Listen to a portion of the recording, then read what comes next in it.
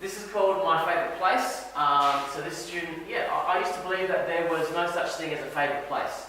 Every place that I ever went added a piece to me. I'm just made up of experiences in a unique combination that only I will ever know of. Okay?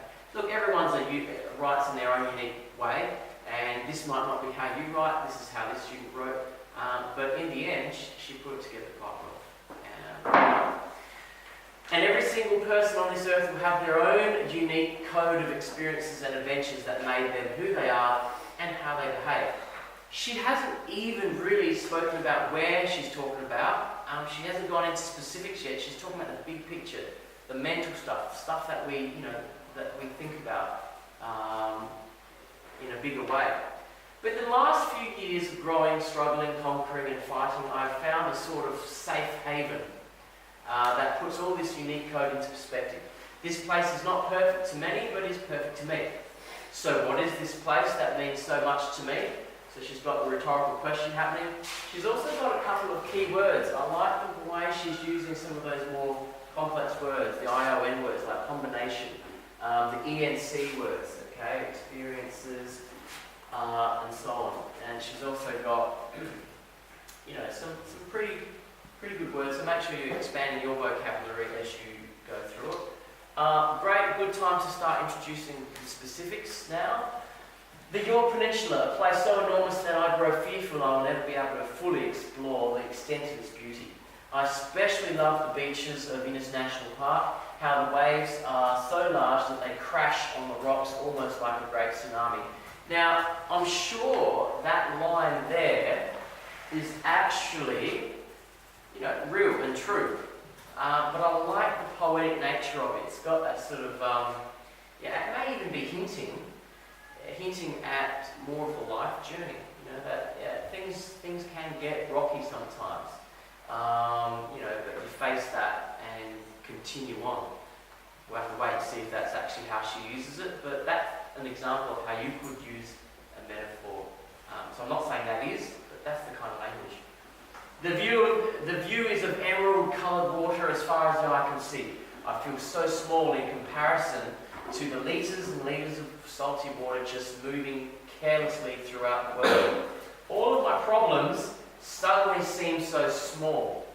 Do you think that, yes, maybe, even though she's talking about a real, situation here, she's used the idea of a great tsunami, so that's certainly not realistic.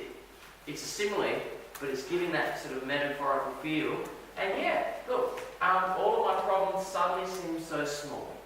Every ache, pain and trouble I have is being washed away with those foamy shores. I'm going to give this a big tick because good personal reflections usually come out of a place of pain and growth and suffering and overcoming obstacles. So you can get a sense that this student has struggled with things, and this is a place that helps her to settle. Let's continue. The last thing, what are my problems? She's hinting at it, and the last thing I want to say before I move on from this paragraph is that she's actually being very descriptive. So remember we're talking about macro genres? Can we get this section again? The macro genre is a combination of genres. At year 11, you should be going beyond a single genre. Do you know what I mean? You should be going beyond just the recount, just beyond the narrative. You're combining. Do you think you can do this? Combine the narrative with the recount and get a really poetic, good quality personal reflection. Hands up if you think you actually achieved that last time you did a personal reflection. I know you did. I know some of you did that, so hands up. Alright? So that's what we mean by macro genre. It goes beyond single genres into blended genres. That's an example. This is a perfect example. Let's come back. Here we go. Are we gone? Okay. Let's continue on. So, we know that there's an inspirational place, there's some big ideas here, but there's also a place, a person struggling with life and how they sort of get over it. My favourite memory is of a shipwreck I came across when exploring for my very first time at York's one windy but warm day in 2012. This, you can help yourself by doing that sort of knowledge, factual recording in your planning, and make sure it included in your reflection. I was with my friend at Kutch. We took exactly 143 steps to get down the staircase onto the light sandy beach. That day the waves were coming in especially strong. A couple of key facts here. They were almost as tall as skyscrapers. Much taller than a Kutch and I put together.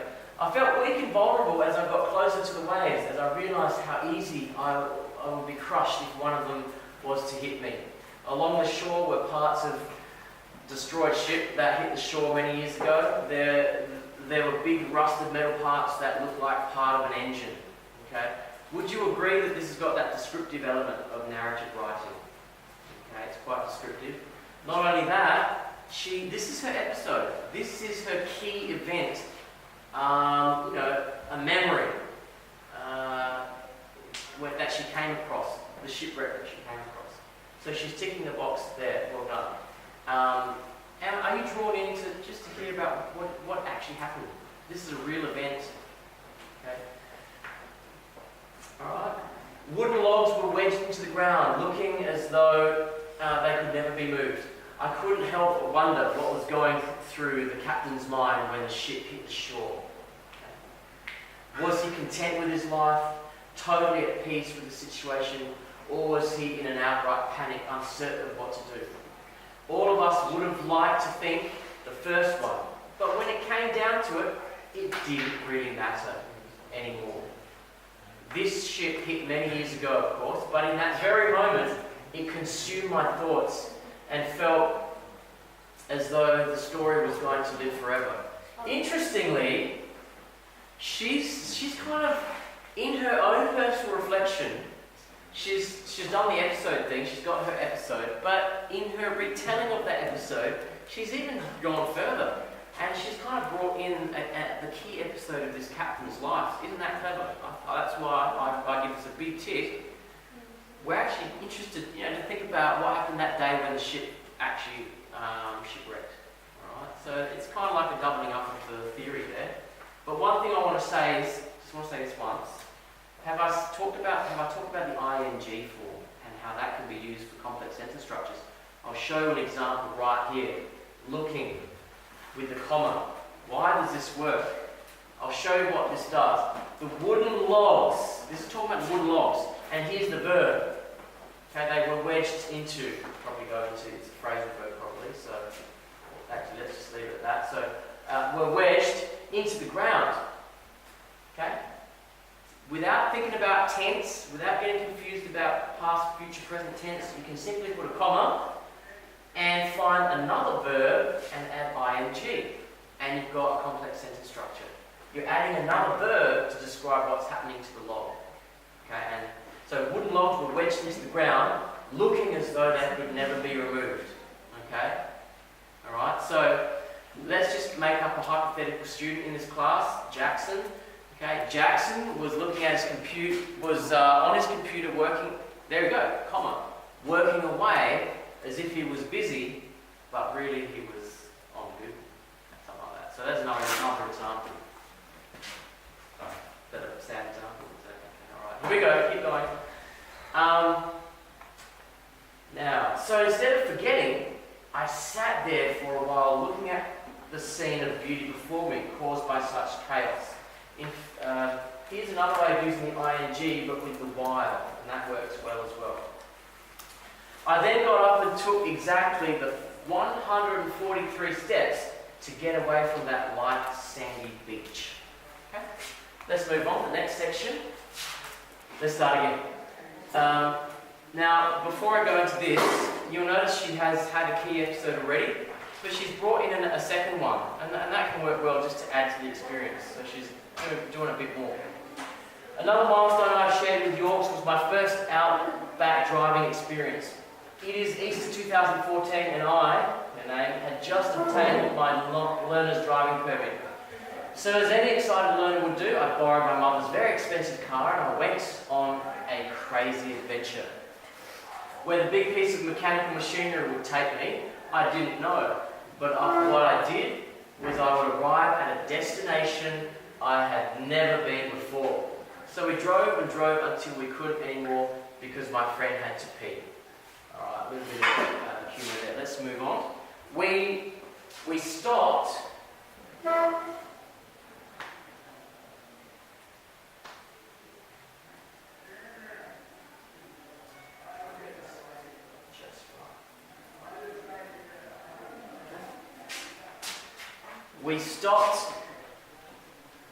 We stopped at an unsealed car park and took a long walk to the next lookout available. To this day, I still don't know what the lookout was called, though I wish I did. What I like about her language here is, as well, is that she's able to flick between the past and the present narration and her thoughts at the current moment. To me that's a bit like the language of reflective thinking. She's thinking about different things as we go. What lay before me was a glimpse of perfection. That emerald-coloured water had stunned me again, and the sound of the crashing waves silenced me to a gasp. There were small pieces of nature were sitting there. Small pieces of nature were sitting perfectly, peacefully on the horizon. I would call them islands, but I don't know if something so untouched could be called such a word. I stood there for a long time just watching them, looking for a sound, a movement, or anything really, just to prove that what I was seeing was in fact real. The beauty had consumed me, and time seemed to stop as the waves collided more and more with the land. And I love the use of as. This is another very useful complex sentence structure to add, using the as, or the while. I might leave it there for now. Should we go on, or is that enough, do you think? Okay, next. It is something about this place that gets me so sentimental. So it is in fact my favourite destination. So she's wrapping it up, coming back to her initial idea. In the city, we seem to forget about the beauty of the earth and how nature is supposed to be. Everything makes sense here and nothing else seems to matter. But the fact that I know everything I'm seeing and feeling is meant to happen. This place is my home away from home. How far away from 18? I reckon you look like a real adult now. The actual looks like he's 21 or something like that. Because he kind of, I was just thinking, man, you guys are getting close. He looks so good, doesn't he? He does. looks hot. He Yes. does. He looks good. Oh, here we go. This place is my home away from home, my life and my destination. When I leave this earth, I hope to have the privilege to rest here in this piece of perfection. So just to recap, you're asked to put a couple of genres together, be descriptive like a narrative, but also recount and personal reflection. Use some planning techniques. Make sure you try and use an overall metaphor, and also include key episode, at least one key episode, maybe a minor one as well. Alright, and there's some other things there. Thank you very much.